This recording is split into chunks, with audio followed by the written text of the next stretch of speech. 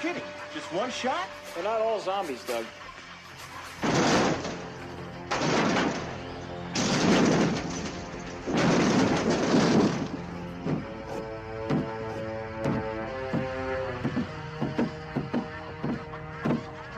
How do you fight this thing? Maybe we could drown it in A1 sauce. Well, sometimes that is better. The person you put up there ain't the person that comes back.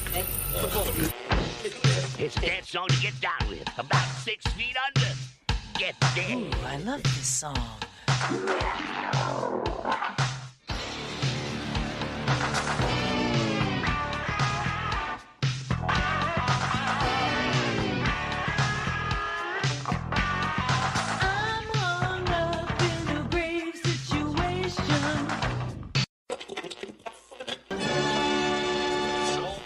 And now we come to the thrilling final episode of our radio drama. Hello and welcome to episode 240 of the Rotten Views podcast. Thank you everyone for showing up to another new episode. Thank you if you're a first-time listener, if you're a returning listener. I appreciate you guys coming back each and every single week. But like I said, if you're a first-time listener, thank you for choosing this episode, and hopefully you guys will stick around, check out the catalog of episodes that we have of the podcast. I'm sure if you enjoy this episode, you'll find a few other ones that you enjoy as well. You guys already know by the title at hand, we're watching a movie from 1978 called Attack of the Killer Tomatoes. But before we do get too far into that, let's discuss a little bit of housekeeping like we like to do each and every single episode before we start the podcast. Housekeeping? Don't think you're sleeping. Housekeeping? Could you come back in an hour? Housekeeping, you want towel? More towels. Need sleepy. Housekeeping, you want mint for pillow? Please go away. Let me sleep for the love of God! As always, no matter what podcast platform you're listening on, make sure to hit that share button. We're pretty much on every single podcast platform that there is. And if there's one that we're missing, let me know down below in the comments. And I will do my best to get the podcast on there. But if you're listening on Spotify, feel free to give us a star review. If you want to give us a 5-star, I appreciate it. I mean, I don't know why I'm saying we. It's just me here. Nobody else. One-man show. That's all it is. Just me, myself, and all my thoughts in my head. So if you want to give me a 5-star review, I appreciate it. If you want to give me 4-star, 3-star, whatever it might be, that's okay. I appreciate it all. Even if it's a 1-star or 2-star. You know, I'd really rather you not give me a 1-star review, but if you feel like that's what's needed, then do so. I will be looking on Amazon for a voodoo kit, and I definitely will not be putting a curse on you. But that's besides the point. If you're listening on Apple or iTunes or whatever it might be, feel free to leave a review there as well. I'm not sure if Castbox has a review option or not, but if there is one, feel free to leave one. But the thing that you guys can do the most that helps out the podcast the most, make sure to hit that share button. That share button helps out so much. Helps us, get the podcast out there to more listeners all around the world. Share it with your coworkers, your boss, your enemies, or high school friends, whatever it might be. Your dog. Maybe your dog wants to listen while you're at work. You never know. They might want to. There's over 200 episodes. I'm sure you could keep the dog pretty busy throughout the week. Just letting you guys know that. That's an option. But as always, if you guys are looking for some more content, some more free content, make sure to follow me on all social media accounts at Typhus9. The links are all down below, but you can find us on all major podcast platforms, media platforms, whatever it might be. We're on X, we're on Threads, we're on TikToks. I don't know why I said TikToks. There's only one TikTok. But yeah, we're on Instagram and Facebook as well. Definitely go check out the YouTube channel. I'm going to be leaving in a couple of these, bloopers and mishaps and stuff because I edit out a lot. You guys might want to enjoy seeing me screw up a little bit more. I don't know. Might make it for a little bit more comedic enjoyment. But yeah, like I said, go check out the YouTube channel. We have live streams over there. Been doing a few live streams over there lately. But we also have another platform that we do live streams on, but we'll get to that in a minute. We also have the weekly gaming video that drops every single Wednesday on YouTube, so make sure to like and subscribe to the channel. Turn on the bell notifications, that way you get notified every single time we go live over on YouTube. I have also old episodes of the podcast over there, as well as various short videos. Starting last week, what I do each and every single week, and I have been for a while, I do a single drawing for my daughter's lunchbox. I've been calling it the Lunchbox Surprise Series for the, ever since she's been going to school, camp, whatever it might be. What I usually was doing was just doing a video at the beginning of the week to show the week's worth of drawings. But what I've actually switched up to doing as of last week, I've been doing a short each day for the drawing that happens that day. So if you guys enjoy that kind of content, it's all cartoon pieces, definitely make sure to go check out the YouTube channel, because we've been doing a lot of cartoon pieces. Been doing a lot of Lilo and Stitch. Right now we're on Cartoon Network's Chowder, and I'm sure there's going to be other ones happening here shortly. But yeah, it's been a lot of drawings, and there's a lot of drawings sketch back up on, so definitely go check it out over there. As for the other platform that we've been streaming on, make sure to go check out the Twitch channel, because we've been streaming on there a lot as well. Got some GTA Online, got some Texas Chainsaw Massacre. I'm blanking on games. We got Fortnite. We got lots of Fortnite content, because we just love hating ourselves each and every single night while we play Fortnite and get sweated on by probably kids that are probably about 10 years old. It's a fun time for everyone to watch, to listen to me get angry. Just enjoy it. Go subscribe to the Twitch channel, go subscribe to the YouTube channel, and make sure just to share all the content that you can. It helps out a lot. And I think that's enough rambling and ranting about that. Let's get on to the movie at hand. So as I said at the beginning of this podcast, we are going to be talking and watching Attack of the Killer Tomatoes from 1978. You can check out this one for free on Plex, but for me personally, I've been using Tubi, so you can watch it on Tubi as well. You might as well go watch it for free on TV instead of renting it from one of the other streaming platforms, because I'm sure you get a little bit of commercials here and there, but you're technically renting it for free, so just go do it. This movie has a 4.6 out of 10 on IMDb, as well as a 27% on Rotten Tomatoes. 74% of Google users have enjoyed this movie. Initial release dates with October 8th, 1978. Apparently also has a budget of roughly 90,000 to 100,000 USD, so not that much, at least in the general concept. It's a lot of money, but to make a movie, doesn't seem like a lot of money. This movie has a runtime of 1 hour and 23 minutes, and the description as read on IMDb. A group of scientists band together to save the world from mutated killer tomatoes. This one is directed by John D. Bello. Some of his other works are Killer Tomatoes Eat France from 1992, Attack of the Killer Tomatoes TV series from 1990 to 1991, Killer Tomatoes Strike Back from 1991. He was also the producer for Happy Hour in 1986, as well as, so he was the producer for Attack of the Killer Tomatoes in 1978, as well as he was the producer for Attack of the Killer Tomatoes, the short, from 1976, and then before that, he was part of the short, Gone with the Babasuland. I don't know how to say that last name, but that's pretty much all the stuff that he's worked on. He did a lot of Attack of the Killer Tomatoes stuff, and I can't hate the guy for doing so. If you can make a career, I don't know how good of a career it was, but if you can make a career of just doing this one thing that you enjoy so much, do it. Live your dream. This movie has 3 writers that are credited towards it, and one of them being John, the director, so we're not going to talk about him. But the other one we're going to talk about is Costa Dillon. I might have butchered the name. He was also the writer for 1992's Killer Tomatoes Eat France, as well as 1991's Killer Tomatoes Strike Back. He pretty much worked on all the same movies that John worked on. He was also one of the writers for Happy Hour as well. The last writer we're going to talk about is J. Stephen Peace, and he did pretty much the same stuff. We don't really have to discuss it too much. It seems like this writer, director, producer combo was something that worked on all the movies together, because he was also a producer for 1986 Happy Hour, as well as producer for 1988's Return of the Killer Tomatoes, as well as he worked on Killer Tomatoes Eat France in 1992 as well. So they pretty much worked on all the same movies, and were pretty much just a combo together, or a trio. Not even a trio. Yeah, I guess a trio. So on IMDb, we usually like to talk about a couple of the main cast members that are in the movies. And of course, 2 of them we're going to talk about today is Cindy Charles, who's credited as playing housewife. And we're also going to talk about Joe Price, who's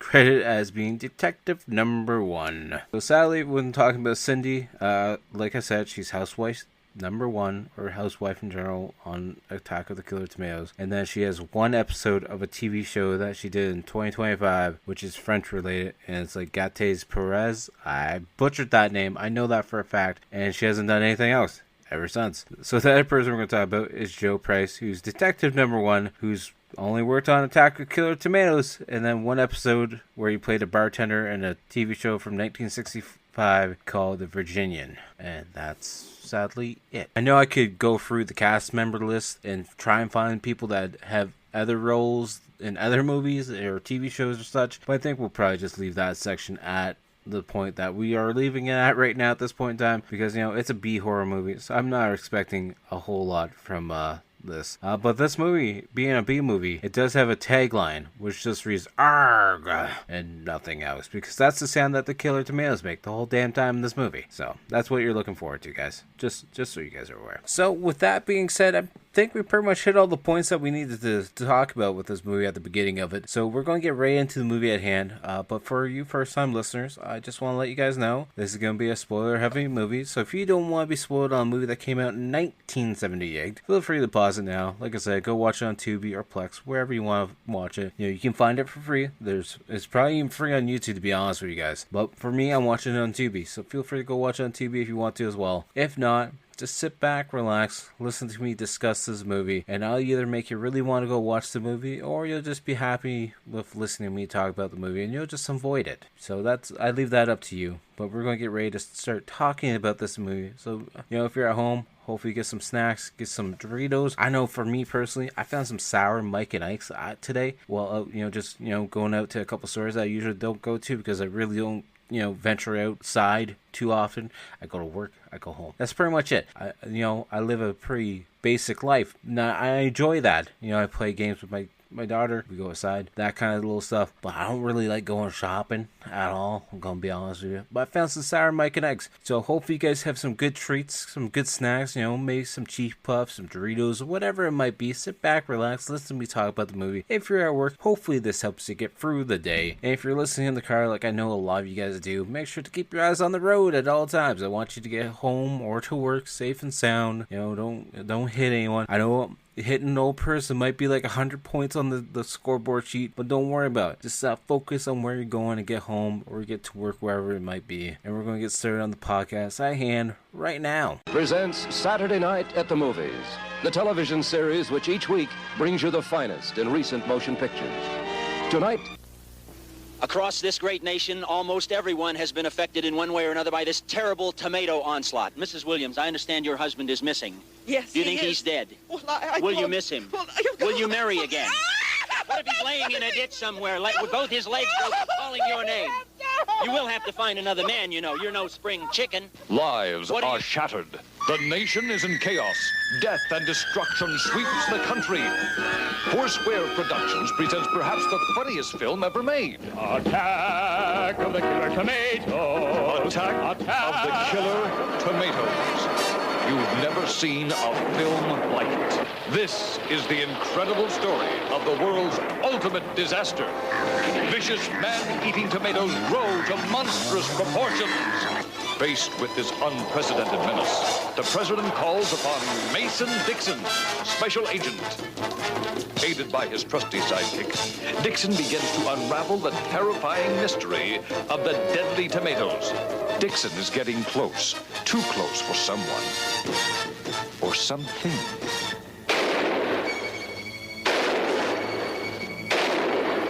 Who could it be? The girl reporter? The ad executive? The press secretary? Or does it go higher? Join Mason Dixon in a race against time as he battles to save the world from the threat of nature's perfect eating machine, the Killer Tomato. Ain't no time to make a fuss. We gotta get those tomatoes before they get us.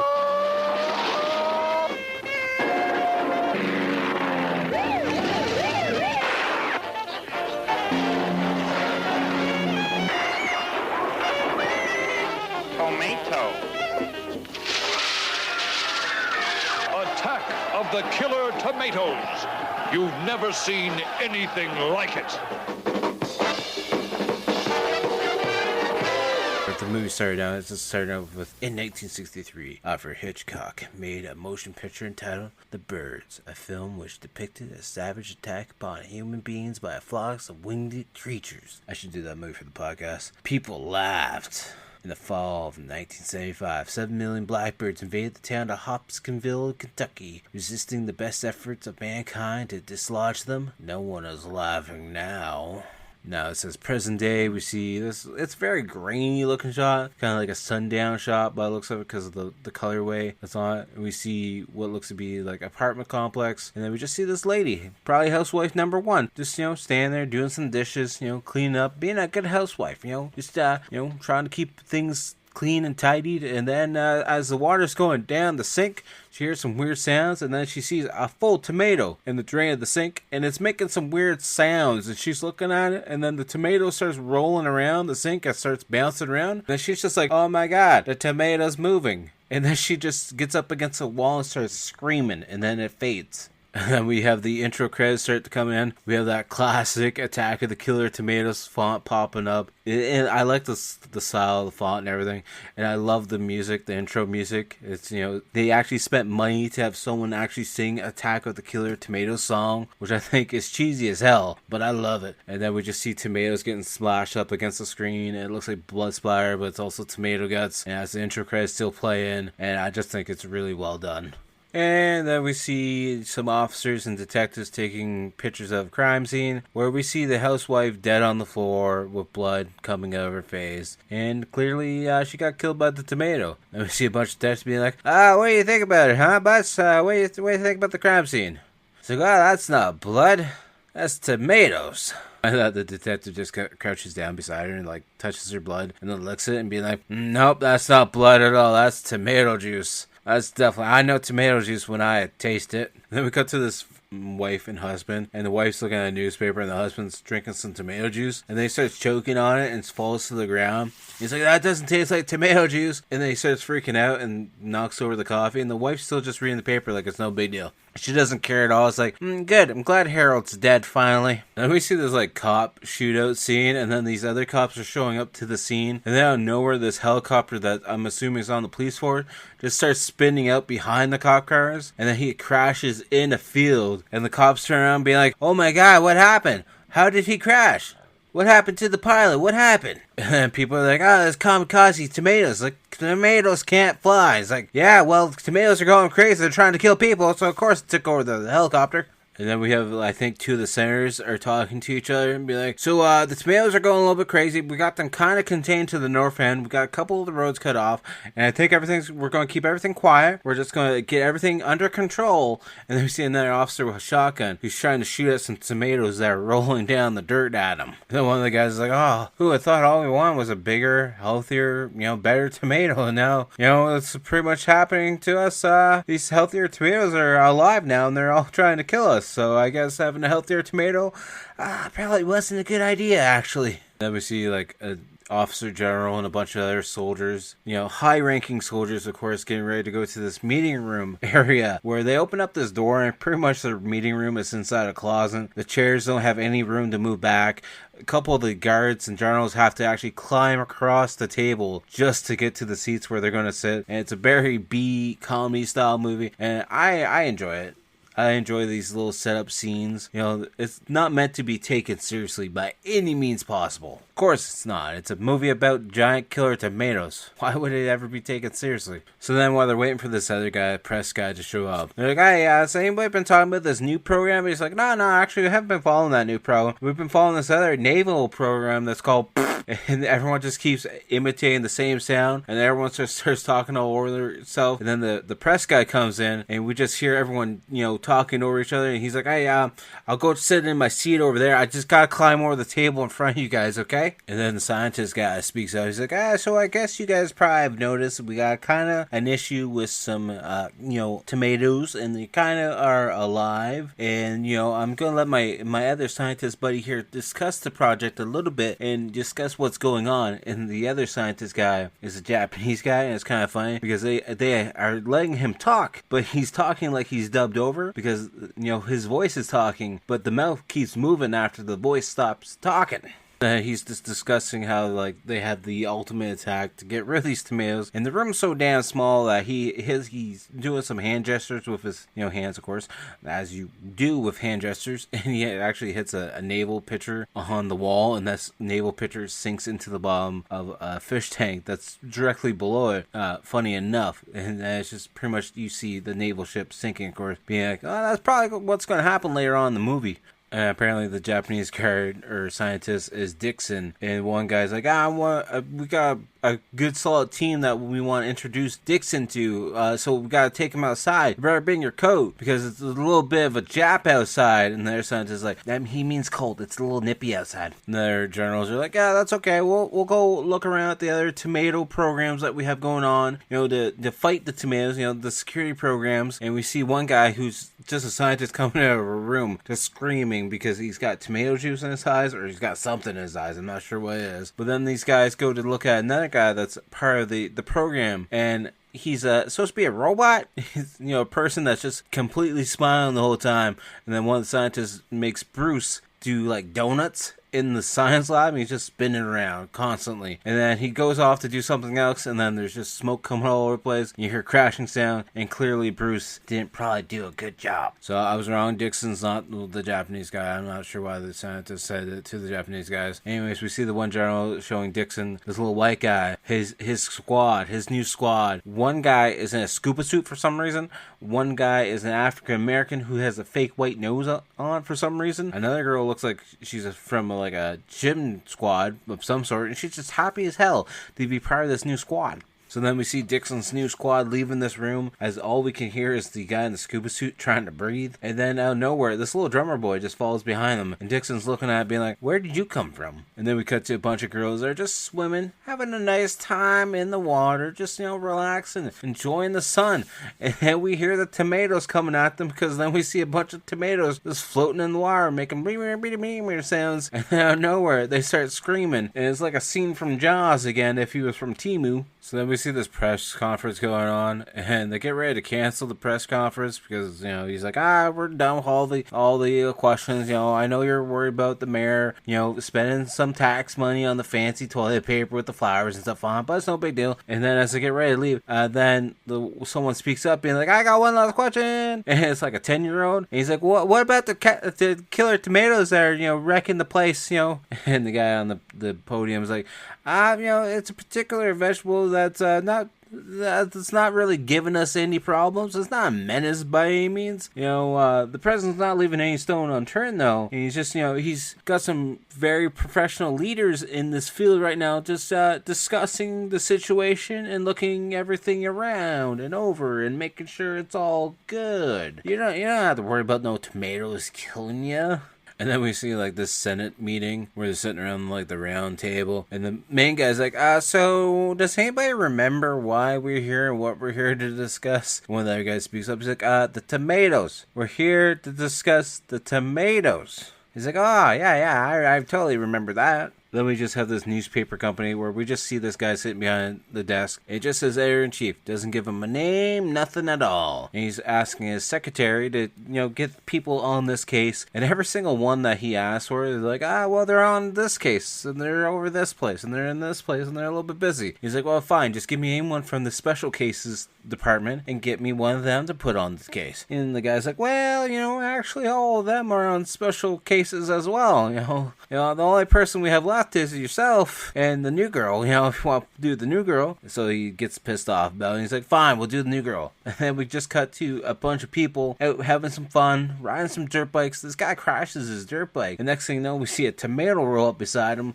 And his girlfriend goes to check on him. And all we hear is him screaming and the sound of the tomato. When we can assume the tomato is now killing him as well. And then we cut back to the editor-in-chief, and Fairchild, the new reporter's there. She's like, you called for me, sir? He's like, yeah. Have a seat. And she's like, I'm already sitting. He's like, I've been watching you for a while. It's like, have you? You didn't know who I was. Actually, to be honest, he's like, yeah, I've been watching you for a while. I know a lot about you and the work you do. He's like, I'm sure what you lack in education and experience, you'll get with determination. But here's a top secret pamphlet about all these killer tomatoes and everything you need to know about it.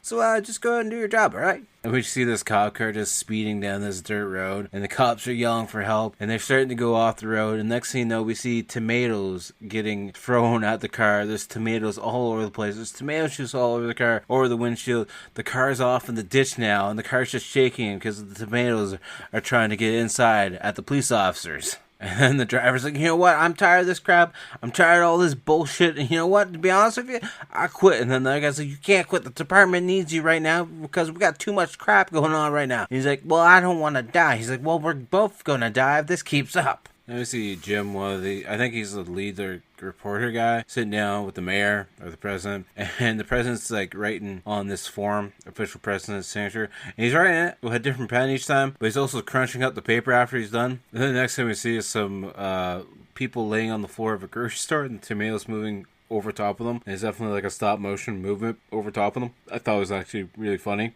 And then Fairchild's going to see Dixon, who's talking to this old guy that we saw at the beginning of the movie. And then Clark walks by. And then we can hear Clark being a Superman reference, because then he's like, up and away! And we just hear him flying off in the distance. And then we see Dixon just walking away and Fairchild yelling at him. But Dixon doesn't give a shit.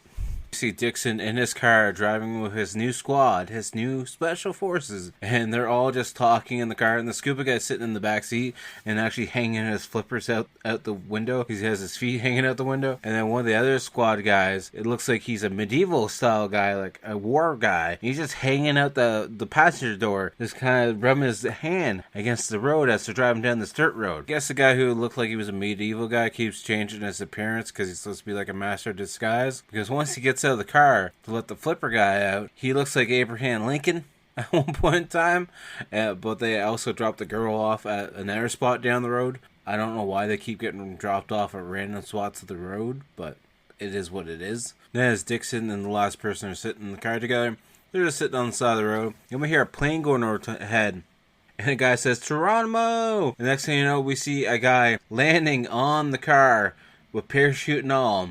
And they get out to greet him. And, of course, the guy that looked like Abraham Lincoln now looks like Stalin. And the army guy gets all pissed off and wants to kill him. So then Dixon has to put him down on the ground. Dixon has to explain to him, he's like, no, that's not Stalin. That's Sam Smith, and he's our undercover specialty agent. Even though he's looking like Stalin. So as Dixon and the new guy are getting in the car, the special forces, disguise guy. He's like, well, what about me? He's like, actually, you know what? I have a good plan for you. How about you to go disguise yourself as a tomato and go infiltrate their base? That way we know what the tomatoes are going to be up to next. We now cut to New York City, where we see Mr. Richardson getting ready to sit down and have a meeting with Mr. Swan. Not really too sure who Mr. Swan is, but he comes out all excited to talk to Mr. Richardson. Oh yeah, Mr. Swan is actually the main guy behind Mine Maker Productions or whatever. He's the main guy that the mayor was using for his campaign that helped him get so many votes for him to be, voted in, of course, again. And then as Mr. Richardson is talking to Mr. Swan, we see this ad running at the bottom of the screen being like, oh, all these markdowns, save, save, save, because that's the type of guy Mr. Swan is. And then Mr. Swan just breaks out into this promo singing rap kind of song, singing about how he can pretty much convince anyone into, buying his goods. And then Mr. Swan and Richardson go into this movie area, and they start watching this police video.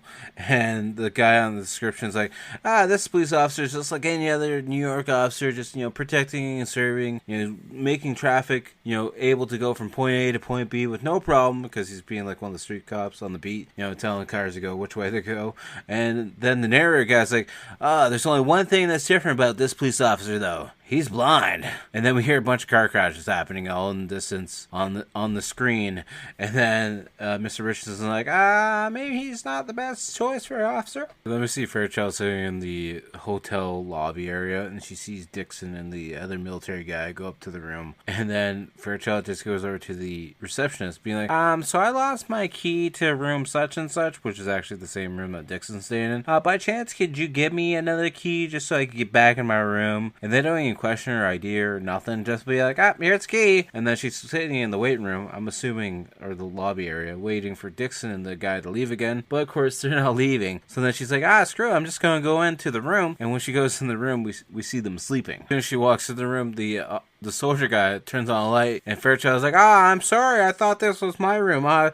It's so weird, I don't know how I got the key to get in here, but I'm just gonna slam the door and leave now. We see a little shot of Smith. It's now nighttime out, and he's got a giant red tomato suit on, and he's just tippy-toeing from tree to tree to try and act like he's a killer tomato. And then we see Dixon waking up to a phone call, how there's more tomato movement or action in Sector 2. And he gets ready to leave the room, but then the military guy, who's now in a robe, or like an apron, while still wearing his military gear, he's like, breakfast is served. And Dixon's like, I don't have time for this. You gotta go to Sector 2 and let, such and such know that there's more tomato action. We gotta make sure we get ahead of this. And then as get ready to leave the room, the radio starts saying about more tomato action, and they get ready to listen to it, but it's just ad after ad after ad after ad, to the point where Dixon's like, you know what, screw it, I'm not waiting to hear what the radio has to say anyways, I'm just gonna leave. And then we see this guy sitting down with his dog. He's fishing. I'm pretty sure his dog's name is either Spot or Spock, and I'm not really too sure, but the dog goes to hear what's going on in the bush, and the boy's like, what's going on there, Spock? And the dog responds back, who's actually talking to him, be like, oh, Billy boy, Billy, I don't really know, but just let me go check and I'll go figure it out. And then, of course, the boy and the dog both disappear to the tomato. And we see Dixon showing up at this military compound area, where we see one of the scientists has one of the giant red tomatoes chained up onto this, like, box. And he's just,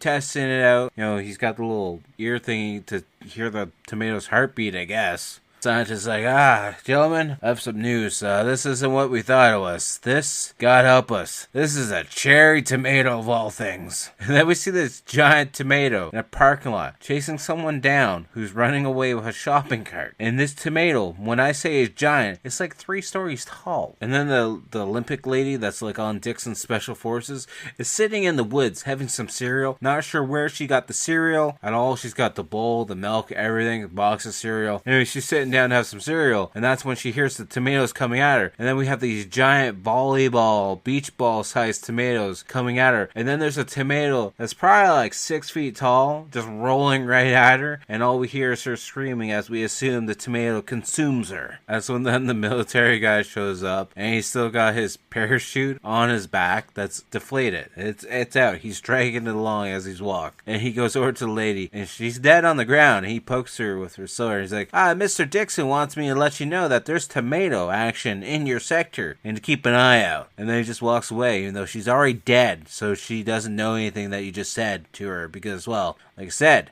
dead. So then we see this news report going on about how tomatoes are attacking Egypt and Los Angeles and Michigan and everywhere else. And we just see people running back and forth on the screen, because once they go to a different town on the radio broadcast, people run to the opposite side of the screen and back and forth. And then we got to see this people in a library.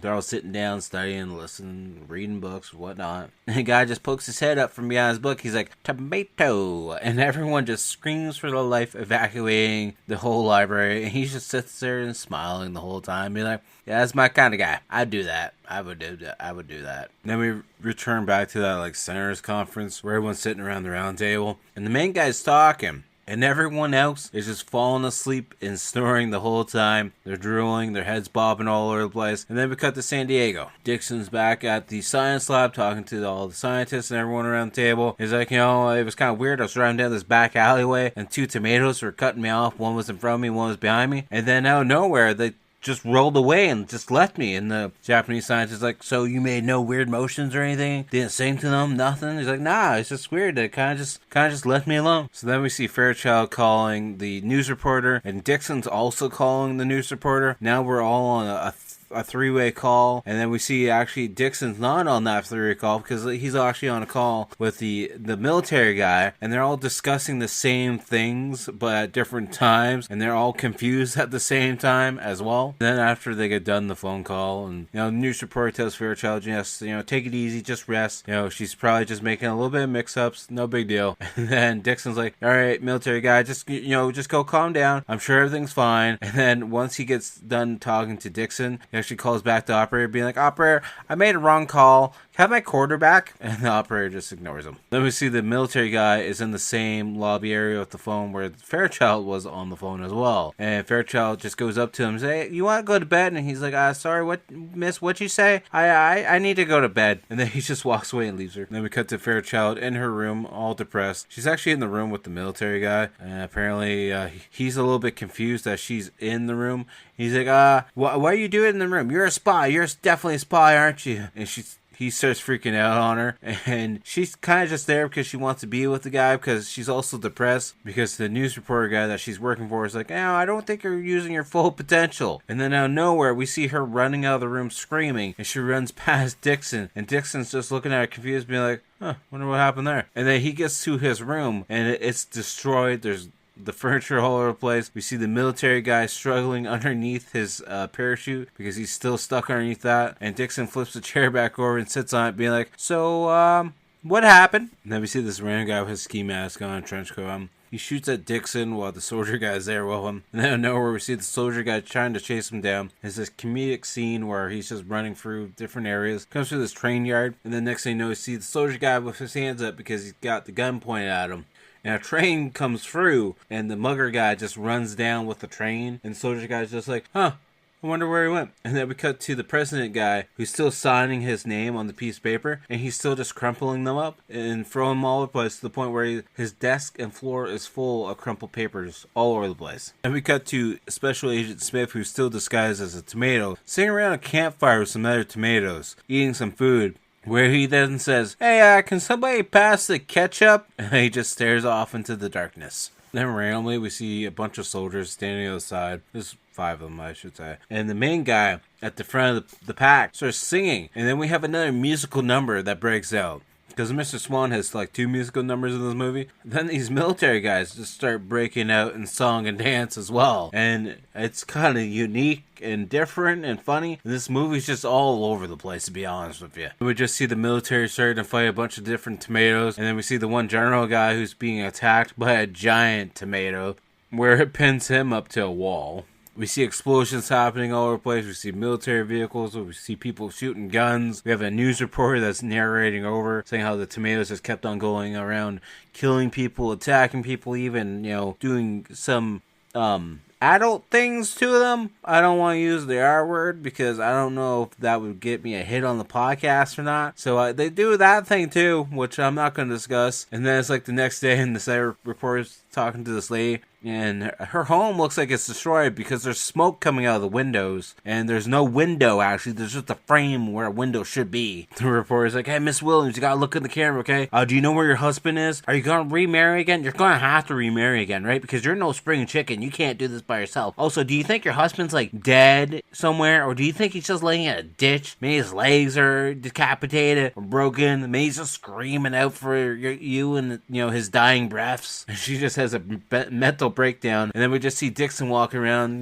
surveying the area, being like, "Yeah, a lot of chaos and destruction happening around here. Oh, look, there's some tomato juice on the ground here." So Dixon's looking at this tomato juice that's on the ground, being like, this is fresh tomato juice. So he follows the tomato juice into a garage area, where he's then one-on-one with a tomato, and he looks up and he finally sees the tomato. So then he starts running down the street, and we see the tomato rolling down the street towards him as he's running for his life. Then we see Dixon run into a random building. He then runs into a random room, doesn't shut the door, and his kid's just sitting there reading a book as the radio's playing. And the tomato goes to jump at Dixon. Dixon ducks down. Tomato goes out the window. And I'm assuming it kills itself because we hear a squishing sound. And that's when then Dixon looks out the window and sees the same robber guy that was shooting at him playing with the engine on his car. And then Dixon goes to chase him down. And then there's this car chase scene. Originally, the parachute soldier guy was sitting in the front seat of the car. Dixon throws him out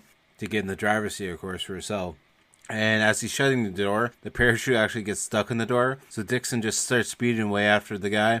So the soldier guy is being dragged across the pavement the whole way until the car finally starts to break down. So then both cars start to break down. The robber's car starts to break down. Dixon's car starts to break down. And then the soldier guy finally gets up because the car's not going fast enough to drag him anymore. He's like, "Come on, sir, we got to catch him. He's right up there." So he's dragging him because the parachute's still attached to the car. He's kind of like pulling the car at the same time as the car is, slowly puttering towards the robber guy. And they're having the slowest police chase of all times at this point. To the point where Dixon's like, "You know what? I'm done using the car. I'm going to get out and run towards the guy." He finally runs towards the guy, points the gun at him. He's like, "Freeze!" The guy gets out of the car. But of course, Dixon's car slowly rolls into him and knocks him to the ground. And then we see Dixon waking up in this chair, and it's one of the reporter guys or senator guys, Robinson, or I believe the guy that was hanging out with Swan at the commercial times. But yeah, it's Richardson, and we find out that he's the one behind the tomato stuff. He's like, you're the only one that's been trying to stop me, Dixon, and you're the only one that can stop me. But guess what? You're not gonna be able to stop me now. So then Richardson's like, Mr. Dixon, you missed your lunch. Here, have a tomato. So then Dixon catches the tomato, and he starts freaking out, and be like, no, don't worry. It's harmless, it's small, and it's from my personal garden. Don't worry about it. Richardson's plan is to let the tomatoes,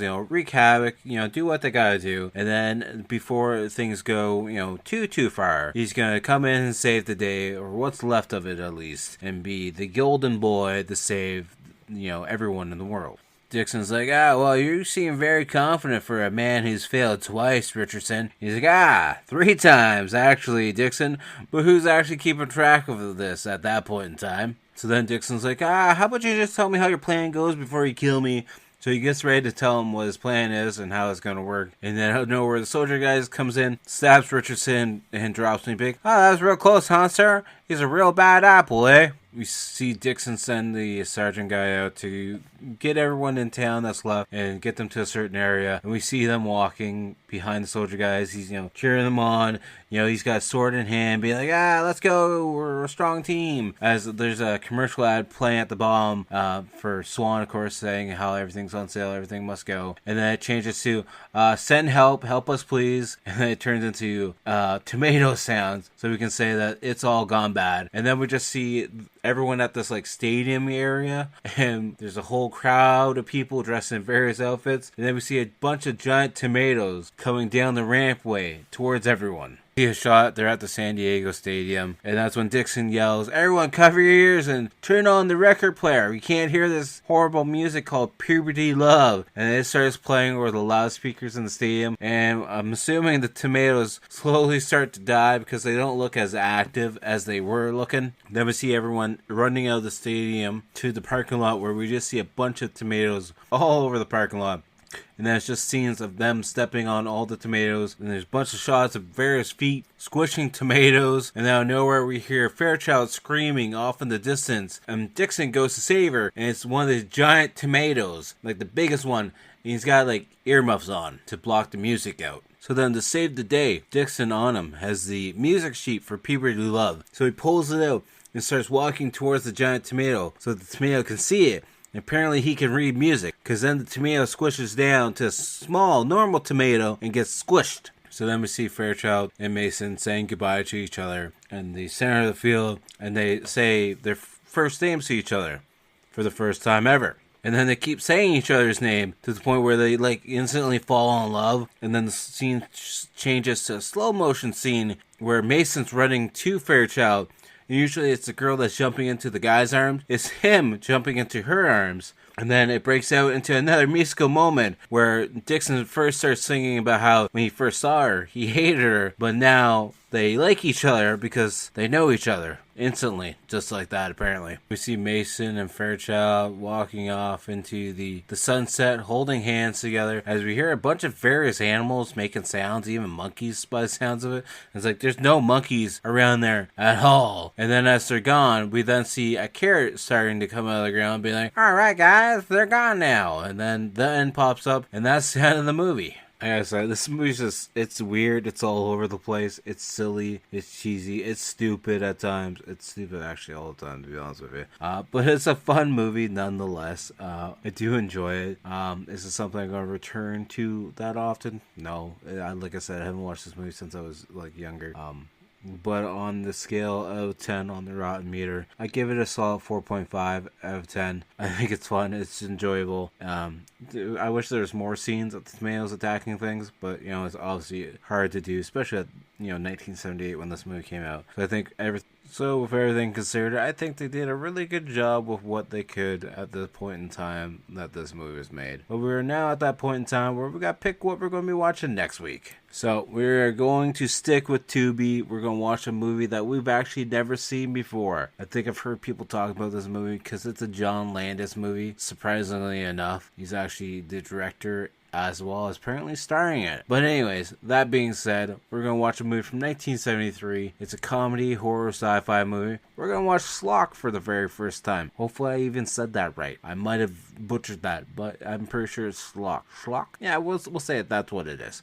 But with that being said, make sure to check out the outro band, Toronto-based horror band Blood Opera. All their links are down below. You can find them on Facebook, Instagram, YouTube, SoundCloud. Obviously, find them on Spotify or Amazon Music. Whatever your preference is, go like some of their songs. Go share their stuff. They have some really good tunes, and I think you guys will enjoy them. They're at the end of pretty much every episode. I know I've switched out the outro a couple times here and there, but for the most part, for probably 95% of the episodes, you'll be listening to them at the end of the episode if you make it that far. And after that, make sure to follow me on all social medias. You can find me on anything and everything. The links are down below in the description, of course. But you can find me on Instagram, Facebook, TikTok, Twitch, X. But yeah, definitely go check out the YouTube channel, because once we hit 1,000 subs on there as well, going to be giving away some free artwork once we hit that 1,000 sub mark on YouTube. So definitely go check it out, go share it, follow it, subscribe to it, all the fun stuff. We have the weekly gaming video that drops every single Wednesday. I do live streams over there as well as live streams on Twitch, so definitely go check them both out. Make sure to follow, subscribe, turn on the bell notifications, that way you get notified of each and every single time I either go live, post a new video, and all the other fun stuff. Until then,